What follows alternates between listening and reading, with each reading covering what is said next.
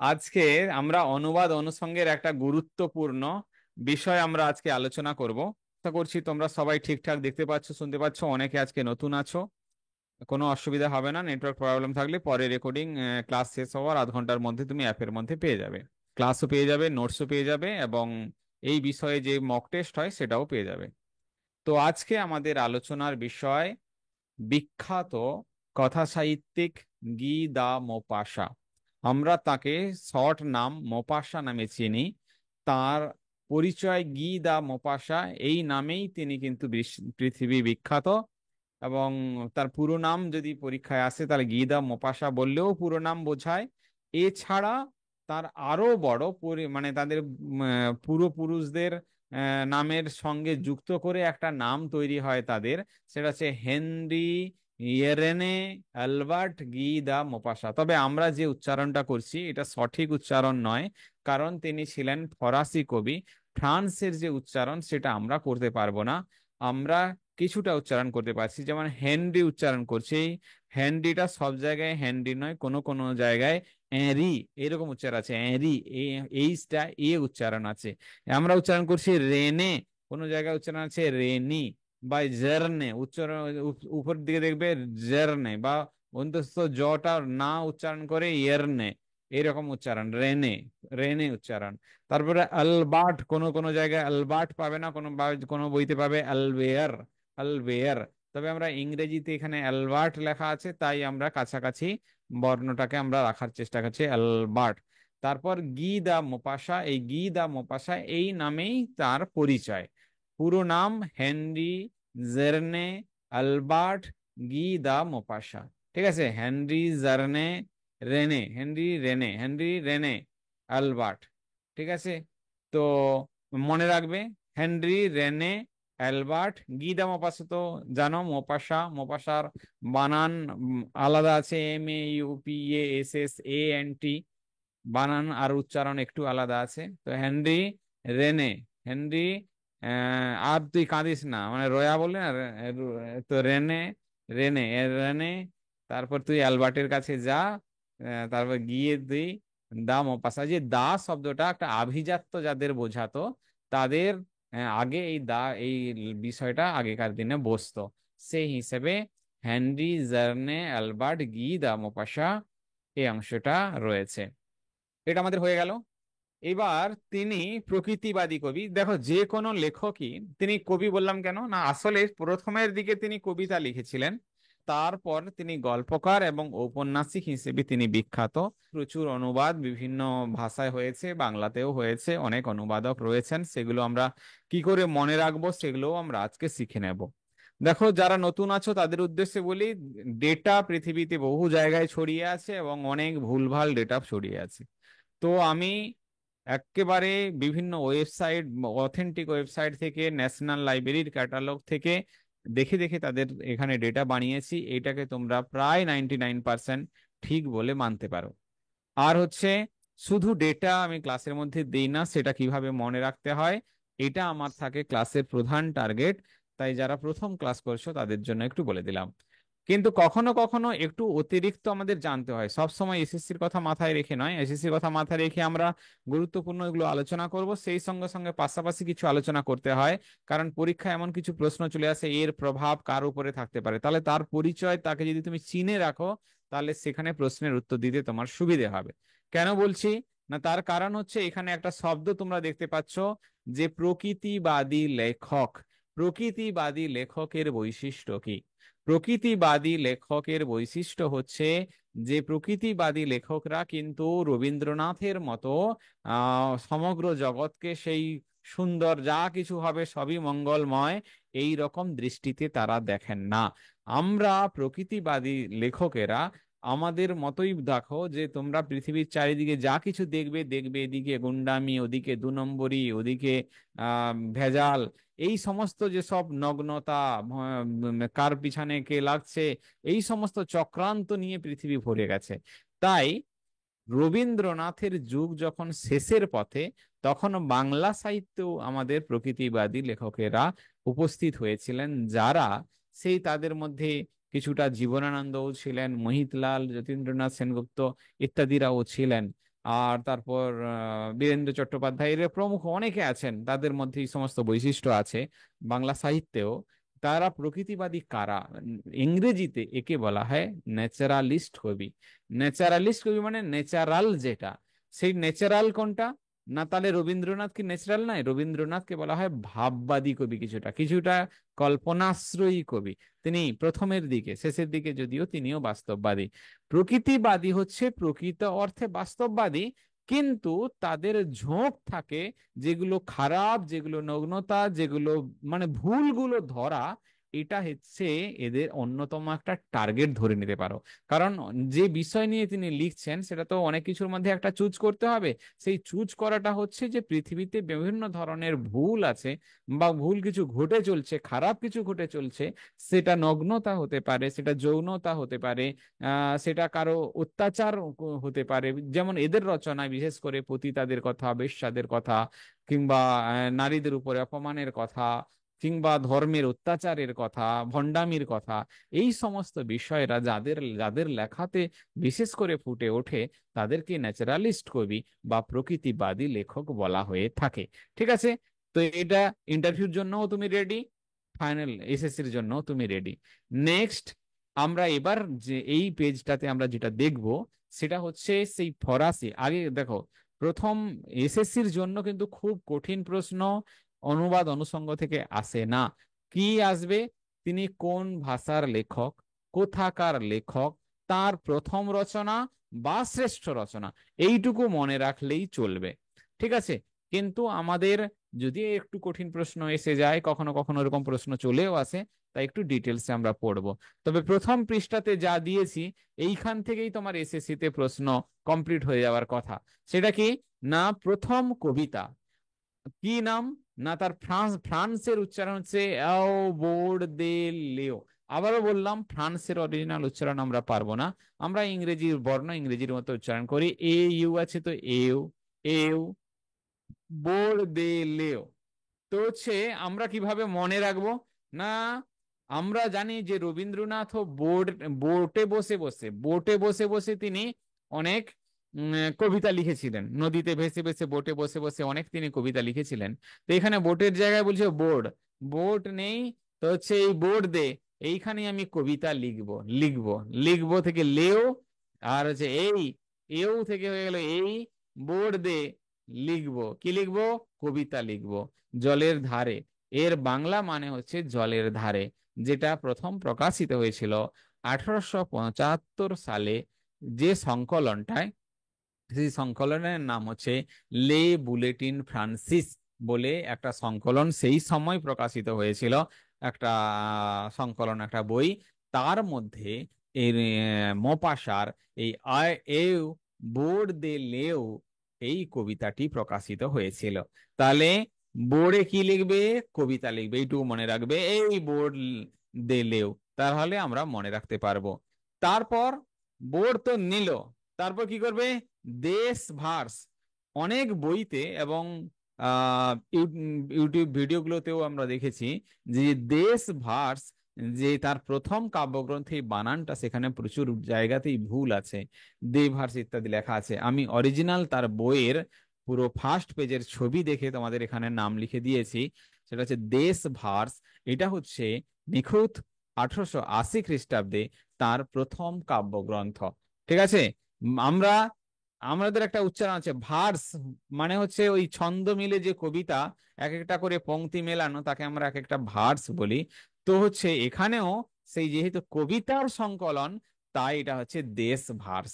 দেশের কথা আর ভার্স আকারে, অর্থাৎ কবিতার আকারে লিখছে, তাই এটা কাব্যগ্রন্থ। কেন এই কথা বলছি?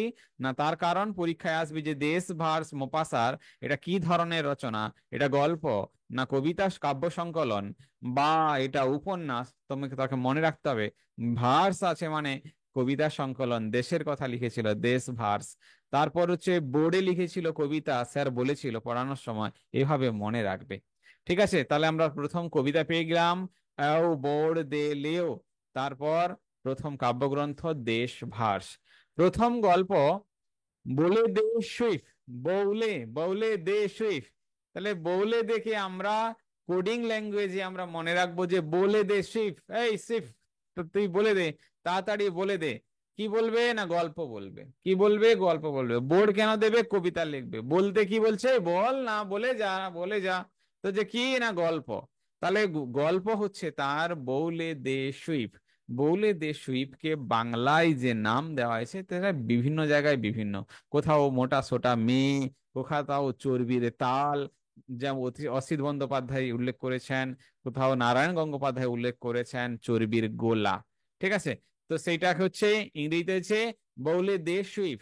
বৌলে দে, বলে দে, কি বলবি না গল্প বল, এটুকু মনে রাখবে। ঠিক আছে, আর বিশেষ কঠিন ভাবে পরীক্ষায় আসবে না। প্রথম গল্প গ্রন্থ। গল্প গ্রন্থ মানে অনেক গল্প হয়ে গেছে, এবার রাখতে হবে। কোথায় রাখতে হবে না, বাংলা দেখো তেলিয়ের বাড়ি, আমরা বললাম না তেলিপাড়া, তো এরকম তেলিয়ের বাড়ি। তো হচ্ছে ওইখানে হচ্ছে রাখতে হবে, তাহলে বাড়িতে রাখতে হবে মেসন। তো মেসন হচ্ছে বাড়ি, তেলিয়ের, তো তেলিয়ের বাড়ি তে রাখতে হবে কি গল্প গ্রন্থ। কেন বাড়িতে কেন রাখতে হবে না, ওটা গল্প অনেক জমা হয়ে গেছে, গল্প গ্রন্থ, তাহলে ওটা গল্পটা তেলিয়ারের বাড়ি নয়, গল্পটা আছে বলে দে সুইফ, বলে দে গল্প। আর লা মেসন টেইলর তেলিয়ারের বাড়ি, এই বাড়িতে তেলিয়ারের বাড়িতে গল্প গ্রন্থ মানে অনেক গল্প হয়ে গেছে, রাখতে হবে কোথায় না বাড়িতে রাখতে হবে, মেসনে রাখতে হবে, লা মেসন টেলিয়র। এবার আমাদের যেটা জানতে হবে সেটা হচ্ছে যে এখানে একটা বিষয় আছে যে প্রথম যে তার গল্প বৌলে দে সুইফ, এইটা আরেকজন সাহিত্যিক এমিল জোলা, এমিল জোলা তার লে শরিস দি মেডেন গল্প গ্রন্থে প্রথম প্রকাশ করেন। আসলে এমিল জোলা তিনি 5 জন লেখকের গল্প নিয়ে তিনি গল্প প্রকাশ করেছিলেন। তারই একটা গল্প হচ্ছে মোপাসার বৌলে দে সুইফ। এমনকি মনে রাখতে হবে যে মোপাসা আহ অল্প বয়সেই তার বাবা মার মধ্যে বিচ্ছেদ হয়েছিল, বাবা ছেড়ে চলে গিয়েছিল, মায়ের কাছে বড় হয়েছিল। তারপর তারা শিক্ষাগুরু যারা পেয়েছিল তাদের মধ্যে একজন ছিল এমিল জোলা, যার কাছে যিনি তার লেখা পড়তেন, তার লেখার গুণ বুঝতেন, তাকে নির্দেশ দিতেন কারেকশন করার জন্য, সংশোধন করার জন্য। সেরকম করে তিনি বিভিন্ন জায়গায় প্রকাশের ব্যবস্থা করে দিতেন। তিনি হচ্ছেন এমিল জোলা। তার শিক্ষাগুরু বা কাব্যগুরু বলতে পারো বা সাহিত্যিক গুরু বলতে পারো। তিনি তার গল্প সংকলনে লে শরিয়েস দি ম্যাডান, এই গল্প সংকলনে অনেকের বিখ্যাত বিখ্যাত লেখকের সঙ্গে মোপাসারও গল্প, প্রথম গল্প প্রকাশিত হয়েছিল।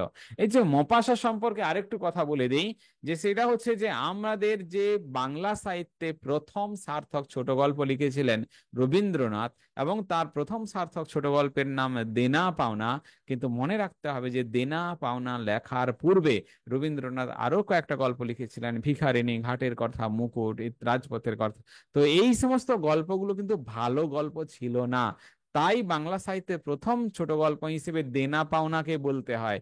কিন্তু এই দেনা পাওনা লেখার আগেই রবীন্দ্রনাথ এর দ্বারা প্রভাবিত হয়েছিলেন, মপাসার এই যে লেখা গল্প এর দ্বারা প্রভাবিত হয়েছিলেন।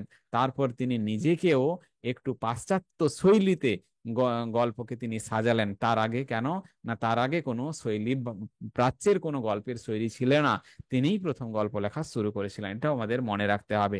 একটা বিখ্যাত গ্রন্থও আছে রবীন্দ্রনাথ ও মোপাসা নামে, সেটা কার রচনা পরীক্ষায় আসতে পারে, সেটাও নিশ্চয়ই তোমাদের টেক্সটের মধ্যে দিয়ে দিয়েছি, আমাকে চেক করে নিতে হবে।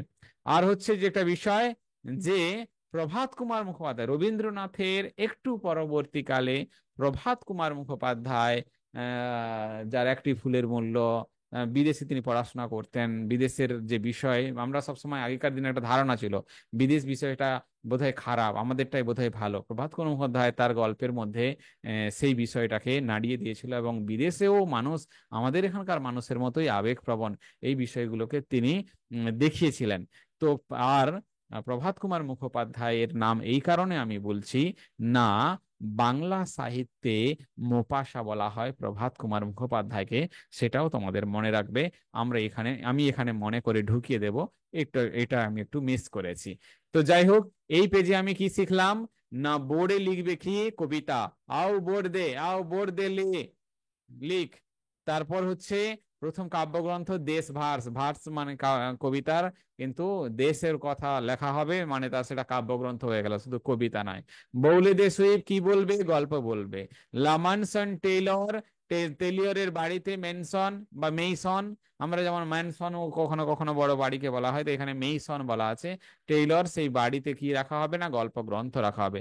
আচ্ছা, প্রথম উপন্যাসের নাম এখানে আমি পয়েন্টে লিখেছি, কিন্তু এখানে নোট করতে ভুলে গেছি, পরের পৃষ্ঠাতে আছে, সেটা তোমাদের বলে দিচ্ছি। তো হচ্ছে গিয়ে এবার আমরা প্রথম কাব্যগ্রন্থতে আসি, যে কাব্যগ্রন্থের নাম ছিল দেশ ভার্স, 1880 খ্রিস্টাব্দে প্রকাশিত। এই বানান বিভিন্ন জায়গায় ভুল আছে, তোমরা সামনে স্ক্রিনশট দেখতে পাচ্ছ, পুরো বইয়ের প্রথম পেজ আমি দিয়ে দিয়েছি, তাতে তোমাদের ভুল না হয়। আর কি না, এটা মোপাসার বয়স তখন 30 ছিল, 1880-তে তিনি এটা লিখলেন। আর এর মধ্যে এই যে এও বোর্ড দে লেও, একটু আগে তোমরা যেটা প্রথম যে তার কবিতা ছিল, সেইটা এই কাব্যগ্রন্থের অন্তর্গত। তাহলে এও বোর্ড দে লেও, এই কবিতাটি মোপাসার কোন কাব্যগ্রন্থের অন্তর্গত? পরীক্ষায় আসলে তোমরা তার প্রথম কাব্যগ্রন্থের মধ্যে যে এই কবিতাটা ছিল, এটা তোমরা উল্লেখ করবে। আর এখানে কি কি বিষয় আছে? না প্রকৃতি সম্পর্কে কথা আছে, প্রেম সম্পর্কে কথা আছে, যৌনতা সম্পর্কে কথা আছে, নারী সম্পর্কে কথা আছে।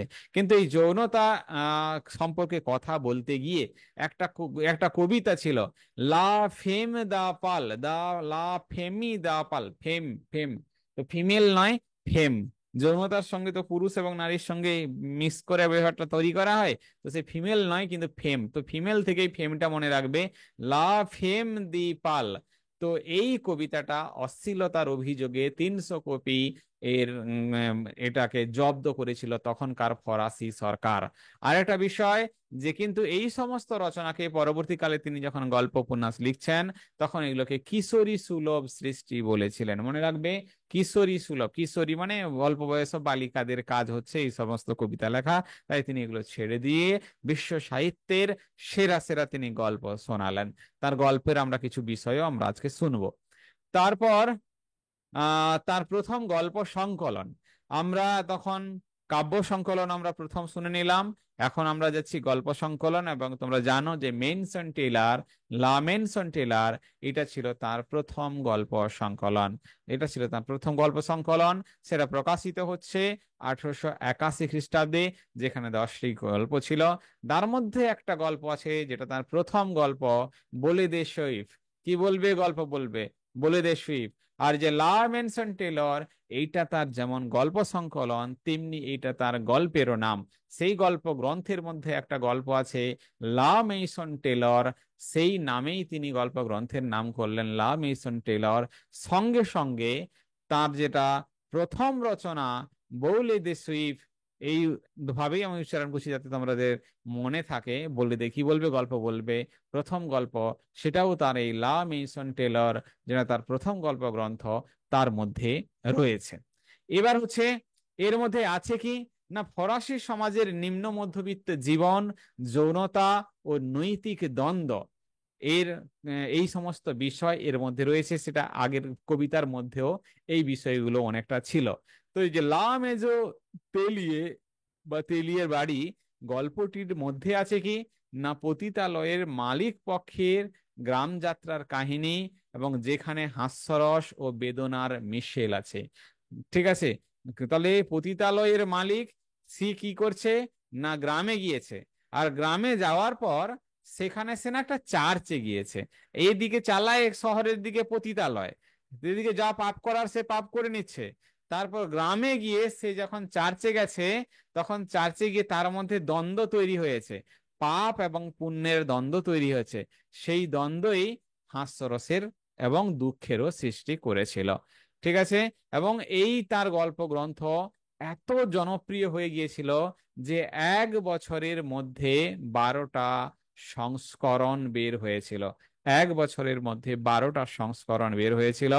এমিল জোলা এই যে রচনাটাকে, মোপাসার এই রচনাটাকে প্রকৃতিবাদের বিজয় বলে অভিহিত করেছিলেন। ঠিক আছে, নেক্সট আমরা যাচ্ছি তার যে গল্প, তার গল্পের পরিচয় সম্পর্কে আমরা একটু জানবো। তো গল্পের কিছু বড় ভালো গল্প, যেন প্রথম গল্প বৌলে দে সুইপ আছে, তারপর তার বিখ্যাত গল্প লা মেইসন টেলর আছে, তারপর এক কৃষক কন্যার গল্প আছে, আর তার আরেকটা বিখ্যাত রচনা আছে দা নেকলেস। এই দা নেকলেস এছাড়া আমি তোমাদের একটু গল্প তোমাদের শোনাবো। একটু গল্প শোনাবো, কিন্তু সেটা তোমাদের শেষে শোনাবো যদি সময় থাকে। তার আগে আমরা একটু পড়ে নিই, কারণ গল্প তো তোমাদের পরীক্ষা আসবে না। তাই কিন্তু লেখককে চিনতে গেলে জানা জরুরি। প্রথম উপন্যাস, তার প্রথম উপন্যাস হচ্ছে ইউনেভি। ইউনেভি, ইউনেভি বা ওএনভি, ওএনভি, ওএনভি। ওই ভাই বা এরকম করে মনে রাখতে পারে, ওই ভাই। তো হচ্ছে ইউনে, আনা ভাই, আনা ভাই। তো ইউনে কে, আনা ভাই। তো ইউ এন কে আমরা আন উচ্চারণ করি, ইউ এন কি আনে। তো আনা ভাই, এইটা ছিল হচ্ছে মোপাসার প্রথম উপন্যাস, যেটা 1883 খ্রিস্টাব্দে প্রকাশিত হয়েছিল। কিন্তু এর পরে এটা তার শ্রেষ্ঠ উপন্যাস নয়, মনে রাখতে হবে।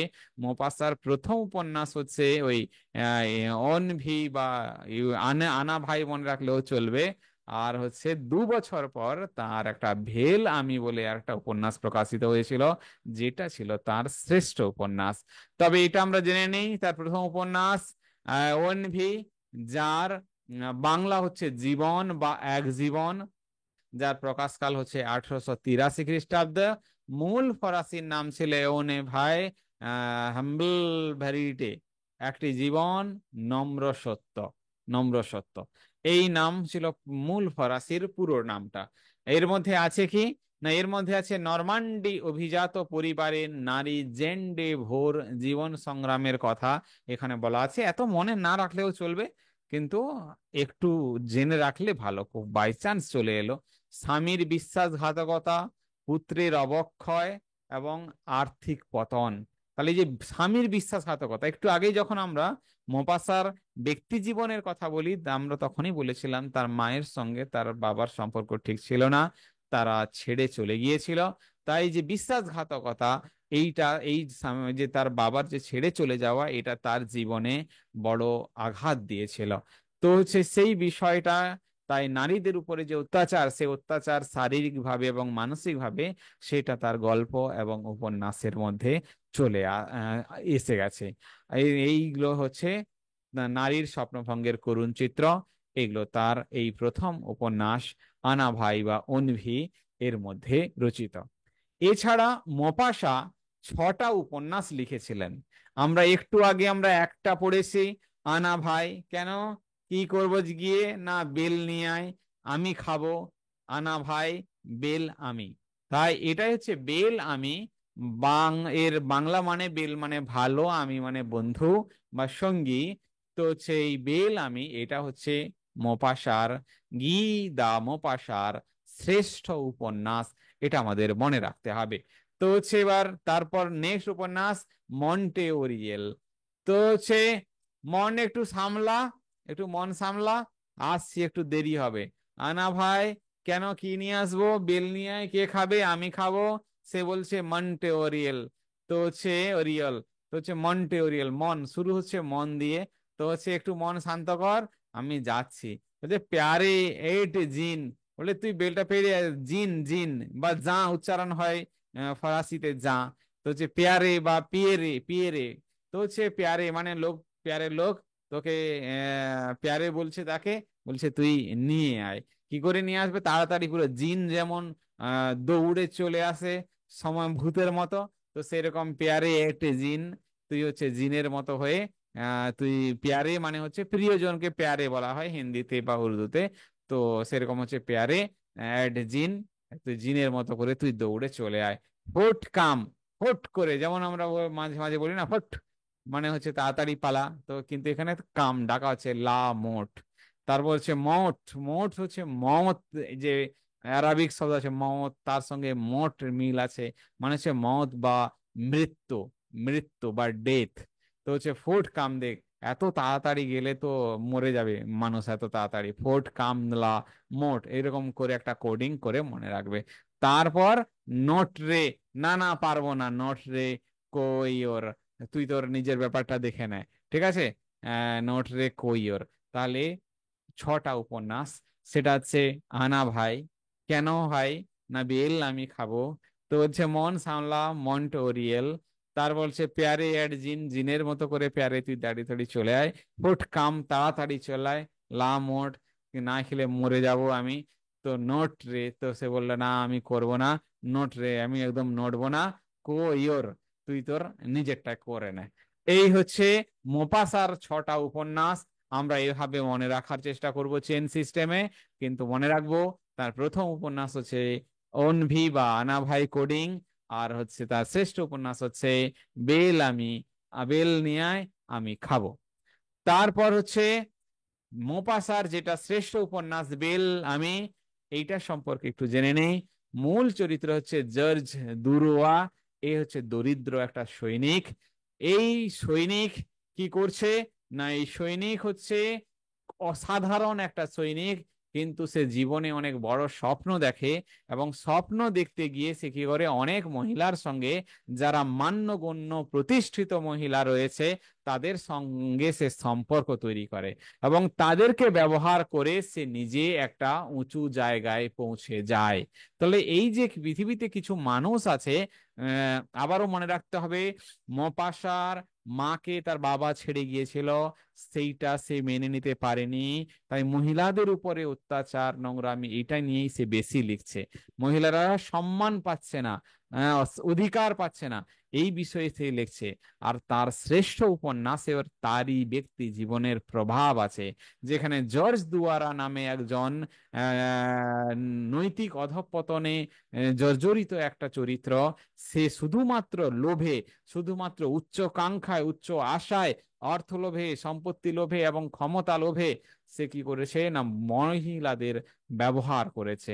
যদিও শেষ জীবনে একটা মহিলা এসেছিল, সে তাকে তার সঙ্গে একটু সম্পর্ক ভালো হয়েছিল। তাই এখানে কি আছে না, তোমাদের জন্য একদম সহজে এক লাইনে বলে দিয়েছি, ক্ষমতা লালসা ও নৈতিক পতনের মাধ্যমে সামাজিক উত্থানের নিষ্ঠুর চিত্র রয়েছে বেলামি। ওই যে পরের মাথায় বেল ফাটানো, সেই রকম বিষয়টা ঘটেছে এই উপন্যাসে।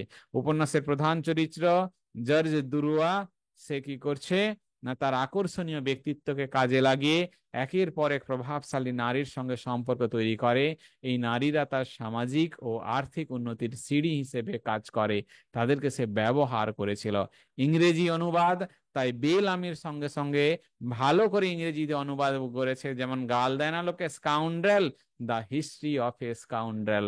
তাই বেল আমি, যে পরের মাথায় বেল ভাঙিয়ে খাবে, সে হচ্ছে দ্য হিস্ট্রি অফ স্কাউন্ড্রেল, তোমরা স্ক্রিনে দেখতে পাচ্ছ। এটা হচ্ছে তার শ্রেষ্ঠ উপন্যাস। এখন আমরা একটু অনুবাদ সম্পর্কে একটু জেনে নিই। শ্রেষ্ঠ গল্প, শ্রেষ্ঠ গল্প দিব্যেন্দু বন্দ্যোপাধ্যায়। শ্রেষ্ঠ, এই শ্রেষ্ঠ তুই জানলি কি করে? দিব্যি দিয়ে বলেছিল আমাকে, এগুলোই শ্রেষ্ঠ। দিব্যেন্দু বন্দ্যোপাধ্যায়। মো পাশার গল্প নিরুপমা সেন।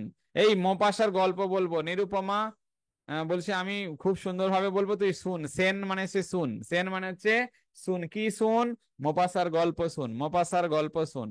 আর হচ্ছে শ্রেষ্ঠ গল্প, শ্রেষ্ঠকে কি করে জানলি না, দিব্যি দিয়েছিল যে এইগুলো শ্রেষ্ঠ হবেই, দিব্যেন্দু বন্দ্যোপাধ্যায়। চললো। মোপাসা রচনা সমগ্র অনেকে করেছে, মোপাসা রচনা বলিও অনেকে করেছে, এগুলোর নাম নাম মনে রাখলেও চলবে। তারা সুবোধ চক্রবর্তী, তীর্থপতি দত্ত, তারাপদ রায়, সুনীল কুমার ঘোষ, সুধাংশু শেখর ঘোষ। এগুলোকে মনে রাখবে কি করে? যদি মনে রাখতেও চাও, ধরো রচনা বলি, বলি বলি দেবে, তারা পদ পায়ের কাছে বলি দেবে, মা যে তারা, মা তারা তার পায়ের কাছে বলি দেবে, মোপাসার রচনা বলি। তারপর সুনীল আকাশে তার আত্মা চলে যাবে, সুধা মানে চাঁদের গিয়ে থাকবে। তাহলে তারার পায়ের কাছে বলি দেওয়া হবে, সুনীল আকাশে আত্মা চলে যাবে, সুধাংশু, সুধা আমার চাঁদের সুধার মতো সেই ওখানে গিয়ে সে থাকবে। তো যাই হোক, আর হচ্ছে নেকলেসটা কিন্তু মনে রাখতে হবে, নেকলেস। নেকলেস সম্পর্কে মনে থাকবে, একটু গল্প বলে দিই। নেকলেস, আসলে নেকলেস গল্পের মূল টার্গেট একটা সাধারণ একটা মহিলা। সাধারণ একটা মহিলা, যেমন অনেক মহিলা অত্যাচারিত হচ্ছে, এটা যেমন মোপাসা বারবার তার উপন্যাসে এবং গল্পে এবং কবিতাতেও বলছে, কিন্তু নেকলেস গল্পে একটা মহিলা তার নিজের কর্মদোষে, ওই যে মজিলা যেমন মেঘনাদ বধে ছিল না, নিজ কর্মদোষে রাবণকে বলেছিল যে মজিলা আপনি। তো সেই রকমই হচ্ছে নেকলেস গল্পেও সেই একটা সাধারণ মহিলা, সাধারণ ঘরের একটা মেয়ে, তার সাধারণ ঘরের একটা ছেলের সঙ্গেই তার বিয়ে হয়েছিল, কিন্তু তার উচ্চ আকাঙ্ক্ষা প্রচুর। একটা বিয়ে বাড়িতে সে যাবে, সে তার নেকলেস নেই, তো সে লোকের বাড়ি থেকে নেকলেস পরে নিয়ে সেখানে গিয়ে বেশ আভিজাত্য দেখাচ্ছে, এই পুরা হিরে বসানো নেকলেস নিয়ে চলে এসেছি। কিন্তু ঘটনাক্রমে যেটা হলো, দুর্ভাগ্য, বা প্রচুর তো তার সুনামও হলো, কিন্তু মাঝখান থেকে নেকলেসটা তার হারিয়ে গেল। কারণ হারিয়ে গেছে না চুরি করছে কে জানে। তো যাই হোক, গল্পে বলা আছে তার নেকলেসটা হারিয়ে গেছে। এবার সে কি করবে? সে তো তার হারিয়ে গেছে, এখন শোধ করতে হবে। কি করে শোধ করবে? না, তার জন্য সে কি করেছে, না একটা ওই লোন নেওয়ার টাইপের মতো করে তখনকার একজনের কাছ থেকে ধার করেছে, এবং বহু বছর ধরে টাকা পয়সা খরচ, মানে টাকা পয়সা জমিয়ে জমিয়ে জমিয়ে জমিয়ে তার লোন শোধ করেছে। আর যার বাড়ি থেকে নেকলেসটা এনে দিয়েছিল, তখনকার তাদের মতো 36,000 টাকা, তাদের টাকা নয়, তাদের কি একটা ফ্রান্স বলে, ফ্রান্সের আমরা যেমন ইন্ডিয়ানতে রুপি বলি, এরকম ফ্রান্স এরকম কিছু একটা তার যে টাকার যে এককটা তাকে বলে, সেই 36,000 টাকায় সে কি করেছে, নেকলেসটা কিনে দিয়েছিল। তারপর তো এরকম বহু বছর কেটে যাওয়ার পর সেই মহিলাটার সঙ্গে এ আবার একদিন বসে গল্প বলছে। গল্পটা কি? না, গল্পটা এমনি চলছে, তারপরে বলল, তোমার এই নেকলেসটা খুবই দারুণ, আমি পরে গিয়েছিলাম, সবাই খুব সুনাম করেছিল, তার দামটা কত নিয়েছিল? তখন সে বলল যে এটা হচ্ছে একটা ডুপ্লিকেট সোনা, যেমন আমাদের ওই সিটি গোল্ড আছে না, তো এরকম গোল্ডের সিটি গোল্ড, তো ওইরকম সেটা ডুপ্লিকেট সোনা, কম পয়সায় একটা কিনেছিলাম। তখন ভাবো, যে মহিলা যে এত কষ্ট করে খেটে সে লোন নিয়ে নেকলেস কিনে দিল, তার অবস্থাটা কি দাঁড়ালো। ঠিক আছে? তো যাই হোক, বিষয় হচ্ছে এটাই দেখাতে চাইছে গল্পকার, যে তোমার, তুমি ক্ষমতা যতটা তোমার তাকে, তার মধ্যেই তোমাকে নিজেকে মানিয়ে নেওয়া উচিত। কিন্তু তুমি তার থেকে অতিরিক্ত তুমি হামবড়া দেখানোর জায়গায়, আসলে মানুষ অনেক কিছুর জন্য হয়তো লোন নেয়, কিন্তু দেখানোর জন্য তার অতিরিক্ত লোকের কাছ থেকে ধার করে আনতে হবে, লোকেরটা নিয়ে নিজেকে দেখিয়ে গর্ব করা। তো এই বিষয়টার প্রতি একটা নেগেটিভ দৃষ্টিভঙ্গি নিয়ে গল্পকার এটা লিখেছিলেন। তো এবার কথা হচ্ছে যে নেকলেস যদি হারিয়ে যায়, তোমরা জানো নেকলেস হচ্ছে লোকের, তাই কিন্তু সে বন্ধুর নিশ্চয়ই, দোস্তের ছিল, কিন্তু ফেরত দেওয়ার সময় পূর্ণ মূল্য দিতে হয়েছিল, নাহলে নেকলেসটা কিনবে কি করে? দোস্ত তো আর দেবে না, তাই দোস্তিদার আর চলবে না, পূর্ণেন্দু দোস্তিদার, পূর্ণেন্দু দোস্তিদার। তাই এখন তাকে পূর্ণ টাকা দিয়ে, তাই দোস্তের কাছে যে নেকলেস নিয়েছিল সেটা তাকে চুকাতে হলো। এছাড়া বাংলাদেশের আরেকজন শেখ আমিনুল ইসলাম, তিনিও নেকলেস গল্পের অনুবাদ করেছিলেন। তাহলে আমরা দিব্যেন্দু বন্দ্যোপাধ্যায় শ্রেষ্ঠ গল্প, নিরুপমা সেনগুপ্ত মোপাসার গল্প, পূর্ণেন্দু দস্তিদার নেকলেস গল্প, এটা মনে রাখো। প্রফুল্ল কুমার বসু দুটো অনুবাদ করেছে, একটা হচ্ছে মাদাম রিয়তে, মা দাম দাম, মা যখন তোমাকে দাম দেবে, মূল্য দেবে, তখন তোমার মনে তো আনন্দ হবে, প্রফুল্ল বদন। তাই সেই প্রফুল্ল কুমার বসু, কিন্তু বেশি প্রফুল্ল করে লাফালাফি করে লাভ নেই, এখন একটু বসে থাকো। মা দাম রিয়তে, দাম দিচ্ছে যখন, সে যে প্রফুল্ল কুমার বসু। আর সে উত্তর আশা, উত্তর আশা, উত্তরের আশা, আশা আছে মানে আশা আছে তো ভালোবাসা আছে, তাই আনন্দ আছে, তাই প্রফুল্ল কুমার বসু। তাই প্রফুল্ল কুমার বসু দুটো অনুবাদ করেছিলেন, উত্তর আশা আশা, মা দাম দাম দেবে প্রফুল্ল, প্রফুল্ল কুমার বসু। এক নায়ক অনেক নায়িকা, এক নায়ক অনেক নায়িকা, তাহলে এমনি কল্পনা করো না, একটা ছবিতে মতো একটা নায়ক অনেক নায়িকাকে দেখছে, কেই দেখছে, নায়িকারা খুব সেজে গুজে এসছে, ভূষণ, ইন্দু ভূষণ, ভূষণ মানে জানো উপর থেকে যেটা চাপানো সাজগোজ, সাজগোজ, তো হচ্ছে সেই ভূষণ কাদের, নায়িকাদের সাজগোজ। তাই আর সে প্রদীপ ও পতঙ্গ, কিন্তু সে জানে না, সে ভাবছিল প্রদীপ যেমন পতঙ্গের দিকে আগুন দেখতে সুন্দর দেখে এসে ঝাঁপিয়ে পড়ে তারপর মরে যায়, তো এইখানে ওই ভূষণ দেখে ঝাঁপিয়ে পড়েছিল, প্রদীপ ভেবে পতঙ্গের পতন হয়েছিল। তাই ভূষণের জায়গায় প্রদীপকে কল্পনা করে নাও যে সুন্দর, মানে হচ্ছে ভূষণ, আর হচ্ছে সেখানে পতঙ্গ এসে পড়েছে, ইন্দুভূষণ দাস। আর ইন্দুভূষণ, ইন্দু দাস, ওই ভূষণে যে পড়বে সে তো দাসের মতোই থাকবে, সে তো রাজার মতো থাকবে না। ইন্দুভূষণ দাস, এক নায়ক অনেক নায়িকা, প্রদীপ ও পতঙ্গ, এই দুটোর তিনি বাংলা অনুবাদ করেছিলেন। নেক্সট আমরা যাচ্ছি দুই ভাই। দুই ভাই যিনি অনুবাদ করেছিলেন তার নাম শান্তি রঞ্জন বন্দ্যোপাধ্যায়। দুই ভাই বদমাশি করে না। দিদি ভাই বোনের মধ্যে ঝগড়া বেশি হয়। ভাই ভাই তো ঠিক আছে, দুই ভাইয়ের মধ্যে শান্তি আছে, ঝগড়া যার ঘরে হয় তার ঘরে হয়, আমার এখানে পড়ার জন্য মনে রাখতে হবে দুই ভাইয়ের মধ্যে শান্তি আছে, আনন্দ আছে। রঞ্জন বন্দ্যোপাধ্যায়, ঠিক আছে, দুই ভাই হচ্ছে শান্তি রঞ্জন বন্দ্যোপাধ্যায়। মোপাসা একাদশ আমরা বলি 10 জন, 5 জন, 10 জন আমরা বলি, কিন্তু না, 5 জন 10 জন সাধারণ মানুষের ক্ষেত্রে বলা হয়। মোপাসা একাদশ একটা বেশি, তাই সাধারণ মানুষের থেকে বেশি, সে হচ্ছে রাজা রাজকুমার মুখোপাধ্যায়। মোপাসা একাদশ, রাজকুমার মুখোপাধ্যায়। পতিতা বিমল রায়। পতিতা নিয়ে গল্প তার বিখ্যাত, খুব ভালো গল্প আছে। ফেরা হচ্ছে যে গল্পের কথক একটা জায়গায় যাচ্ছে, রাস্তায় বৃষ্টির দিনে মাঝ রাত্রিতে যাচ্ছে। একটা সময় সেই পতিতালয়ের সামনে দিয়ে যাচ্ছে, সেখানে মেয়েরা কাপড় বেশ কিছুটা অংশ তুলে একটু এলোমেলো কাপড়, তারপরে সেই ওই ছেলেদেরকে আকর্ষণ করার চেষ্টা করছে। এই রকম অবস্থায় একটা মেয়ে দৌড়ে দৌড়ে দৌড়ে দৌড়ে এসে সেই গল্প কথক যে বৃষ্টিতে মধ্যরাত্রিতে রাস্তায় হাঁটছিল তাকে এসে যে তাকে বাঁচাও, সে খুবই তার অবস্থা খারাপ, সে তাকে একটু তাকে তার ঘরে যেন জায়গা দেয়। তখন সেই কথক বলেছিল, না আমার বাড়িতে স্ত্রী আছে, আমি তোমাকে নিয়ে যেতে পারবো না, তোমাকে যাইতে পারবো না, কিন্তু তোমার এই দশা হলো কি করে? তখন সে বলল, একজনের বাড়িতে আমি কাজ করতাম, সে বড় ধার্মিক ছিল, কিন্তু সে ধার্মিক হলেও কি হবে, আমার সঙ্গে সে কিন্তু খারাপ ব্যবহার করতো। আমি একটা ছেলেকে ভালোবাসতাম, তাকে একদিন আমি ঘরে ডেকেছিলাম, কিন্তু সেই লোকটা দেখে ফেলে তাকে মেরে ফেলেছে, এবং আমি ভয়ে আমাকে তাড়িয়ে দিয়েছে, এবং আমি ভয়ে সেখান থেকে পালিয়ে এসেছিলাম। তারপর এসে তারপর একজনের সঙ্গে আবার দেখা হলো, আলাপ হলো, সেও আমার সঙ্গে ওই ওই ভোগে মত্ত হয়ে গেল। তারপর আমি সেখান থেকে পালালাম, আমাকে পুলিশরা এসে বাঁচালো, কিন্তু সেই পুলিশরাও আমাকে জোরপূর্বক ফাঁসিয়ে দিয়ে আমার সঙ্গে সেও ওই নির্যাতন করলো। তারপর একটা সময় যখন বিচার হলো, সেই বিচারকের জায়গায় বসে আছে, তাই তার পূর্বে যে ঘরের মালিক সেই, আর সে তাকে বিচারের আসন থেকে তাকে সে বাঁচালো। রবীন্দ্রনাথের বিচারক গল্পের সঙ্গেও কিছুটা মিল আছে।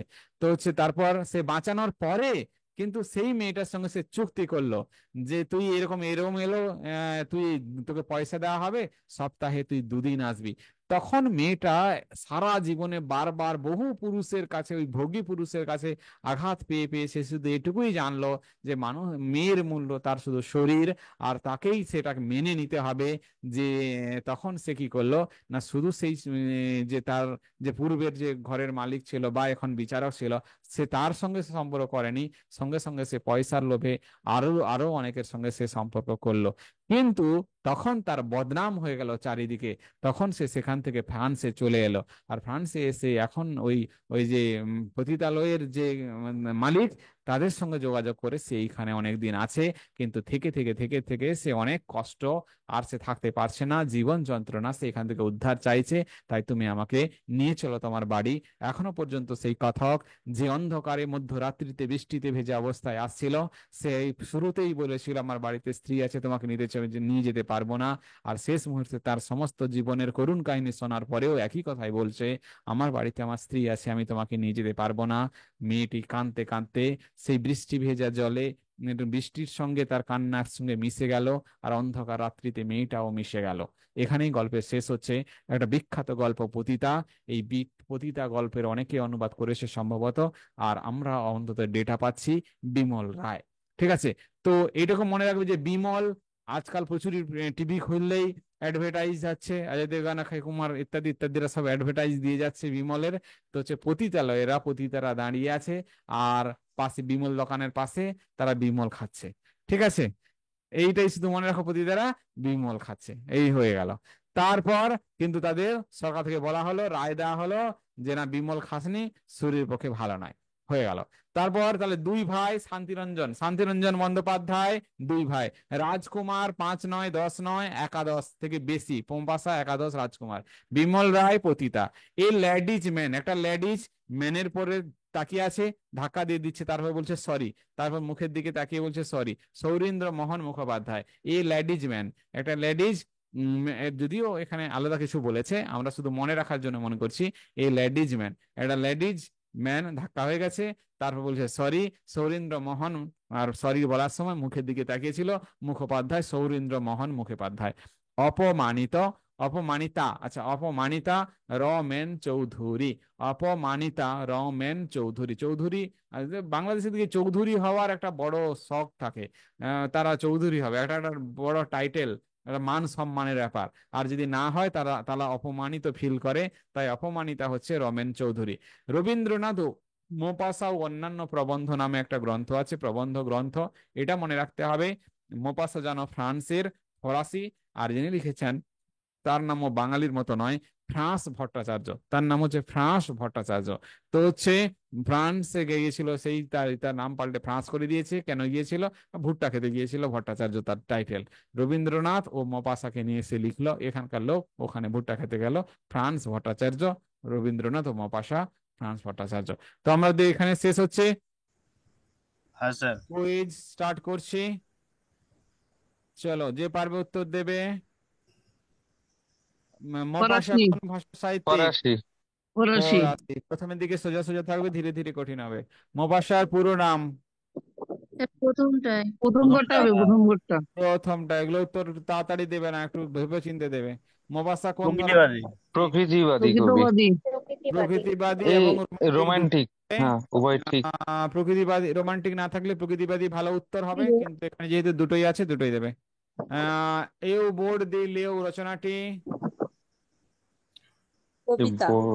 কবিতা এটা। বোর্ড, বোর্ডে কি করবে, বোর্ডে কি লিখবে? কবিতা, কবিতা। কবিতা কবিতা। কবিতা। নেক্সট, দেশ ভার্স? কাব্য। উপন্যাস। কাব্যগ্রন্থ। এই সরি। ভার্স, ভার্স কাব্যগ্রন্থ। কাব্যগ্রন্থ। তারপরে হচ্ছে কাব্যগ্রন্থ, সেভ। মোপাসার প্রথম গল্প গ্রন্থ কোনটা? গল্প, গল্প গ্রন্থ, গল্প গ্রন্থ, গল্প নয়, গল্প গ্রন্থ। লে লা মিশন ম্যাসন টেলর। টেলার। লে মেসন টেলার, লে মেসন টেলার, টেলিয়রের বাড়ি। মোপাসার প্রথম গল্প কে সংকলন করেন? এমিল জোলা। এমিল জোলা। এমিল জোলা। তারপরে হচ্ছে মোপাসা কোন কবিতার 300 কপি জব্দ করা হয়? লা ফ্যামেডি পল। দা লা ফেমেডিপল। নেক্সট হচ্ছে দা নেকলেস গল্পের রচয়িতা কে? মফস্বল। মুফাসা। পাশা। মোপাসা, মোপাসা। আর হচ্ছে অনুবাদ কে করেছিল? পূর্ণেন্দু দোষ। পূর্ণেন্দু দস্তিদার। পূর্ণেন্দু স্যার। না, দা নেকলেস অনুবাদ করেছিল, এখানে একটু প্রশ্নটা একটু লিখতে ভুল হয়েছে, তাড়াতাড়িতে ঠিক করে দেব। মৌপাশার শ্রেষ্ঠ উপন্যাস? বেল আমি। বেলাম। বেলামি। ওকে, ঠিক, সাবমিট করলাম, দেখি কত পেলে। তো হচ্ছে ভিউ রেজাল্ট, তোমরা 12-11 দেখাচ্ছে কেন? সলিউশন দেখি, দাঁড়াও, কোনটা হয়তো উত্তর ভুল সেটিং হয়ে গেছে এই উভয় ঠিক, পরীক্ষার তোমরা ভুল নিয়েছে। ক্লাস ক্লাস নেওয়ার আগেই তো এক্ষুনি করছিলাম। হতে পারে কোনোটার অপশন ভুল দিয়ে দিয়েছি, চেক করে নিচ্ছি, দাঁড়া ঠিক করে দেবো। তো হচ্ছে গিয়ে আচ্ছা, এটা এটা ভুল অপশন আছে, এটা গল্প হবে না, কাব্যগ্রন্থ তোমরা ঠিকই দিয়েছো, আমি এখানে কারেকশন করে নেব।